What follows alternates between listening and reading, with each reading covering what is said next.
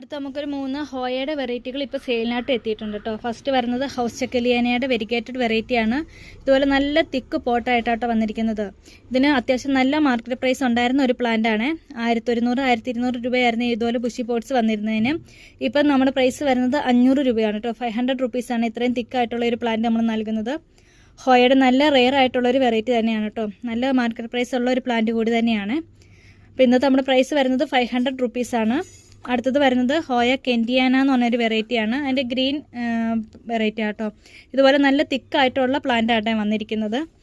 ഈ ഒരു ബുഷി പോട്ടിന് ഇന്നത്തെ പ്രൈസ് വരുന്നത് 350 രൂപയാണ്. 350 റുപ്പീസാണ് വരുന്നത്.